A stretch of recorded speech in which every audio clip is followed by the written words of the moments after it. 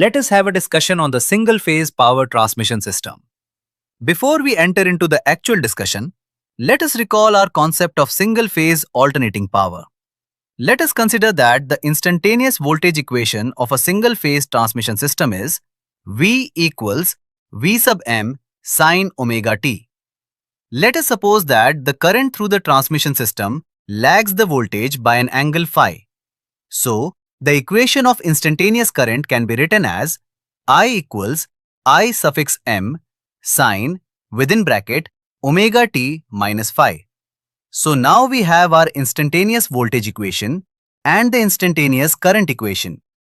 Now we will derive the equation of instantaneous power. Power is nothing but the product of voltage and current.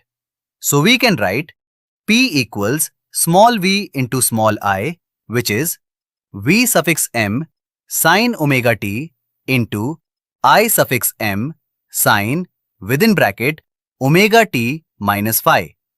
That will be equal to V suffix m into I suffix m sine omega t minus phi. And that can be written as V suffix m into I suffix m by 2 into 2 sine omega t into sine omega t minus phi, which is equal to V suffix m into I suffix m by 2 into cos phi minus cosine 2 omega t minus phi. That is equal to V suffix m by root 2 into I suffix m by root 2 within bracket cosine phi minus cosine 2 omega t minus phi. Now, as it is Vm by root 2, we can write the RMS value of voltage as capital V equals Vm by root 2. Similarly, the RMS value of current can be written as capital I equals Im by root 2. So finally, we can write V into I within bracket cosine phi minus cosine 2 omega t minus phi, where V is the RMS value of the voltage of the single-phase transmission system and I is the RMS value of the line current of the single-phase transmission system, equals V into I within bracket cosine phi minus cosine 2 omega t cosine phi minus sine 2 omega t sine phi. That is equal to V into I within second bracket cosine phi into 1 minus cosine 2 omega t minus sine phi sine 2 omega t. So it becomes Vi cosine phi within bracket 1 minus cosine 2 omega t minus Vi sine phi sine 2 omega t. Now this portion, that is Vi cosine phi within bracket 1 minus cosine 2 omega t is one sinusoidal component of the power, and the other portion, that is Vi sine phi sine 2 omega t, is another sinusoidal component of the power. If we draw both components of the power, or if we represent both components of the power waveform graphically, then we will get something like this. Here, the first component of the power does not have any negative portion. It starts from 0, reaches a maximum value, and then comes back again to 0. And the second portion will have equal positive and negative components. The first component, which varies from 0 to maximum and does not have any negative component, is called the active power. Physically, active power means the useful power that is being transmitted through the single-phase transmission line. And the second component, which contains the sine phi term, has equal negative and positive half cycles. So the average value of this power is always 0. Now let us come to the sine phi term of that second component of power. We know that when current leads the voltage, the value of phi becomes negative, because phi is measured by taking the voltage as the reference, that is, the angle between voltage and current.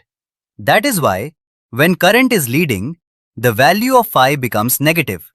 So if we put this negative phi in the expression of power, we will get P equals Vi cosine phi within bracket 1 minus cosine 2 omega t plus Vi sin phi sin 2 omega t. So when phi is negative, that is, when current leads the voltage, the pulsating power becomes positive. That means this instantaneous power is added to the active power. This is reactive power. That means the capacitor supplies reactive power to the circuit. But as this is pulsating, the average value of this power is 0. That means this power travels back and forth on the line without doing any useful work. If Q is the quantity of reactive power and P is the quantity of active power, then we can write small p equals P within bracket 1 minus cosine 2 omega t plus Q sin 2 omega t. Here, P and Q have the same dimension, but the notation emphasizes the fact that Q represents the non-active power. It is measured in volt-ampere reactive, VAR, instead of watts. We have put a plus sign in front of the reactive term of the power equation because we have already explained that the capacitive reactive power is added, or better to say, the instantaneous capacitive reactive power is added to the instantaneous active power in the instantaneous power equation. Now think about the inductive load. We know that the current through an inductor always lags the voltage. So here, phi will be positive.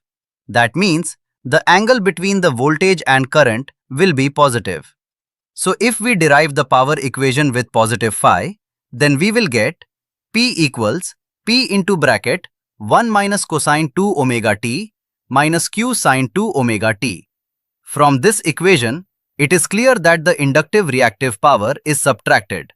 That is, the instantaneous inductive reactive power is subtracted from the instantaneous active power in the power equation. So we can conclude like this. The capacitor delivers reactive power to the circuit and an inductor receives power from the circuit. Or we can say, an inductor extracts reactive power from the circuit. So when due to excess inductive load in the system, the inductive reactive power increases, it can be compensated by connecting capacitors in the system. And this is how reactive power compensation is done. The most basic method of compensating inductive reactive power in the circuit is by connecting capacitor banks in the system. Hope you got a basic idea about the single-phase transmission system. Thank you. If you really found this video helpful, please don't forget to subscribe to our channel so that we can stay motivated to create more such videos to help you.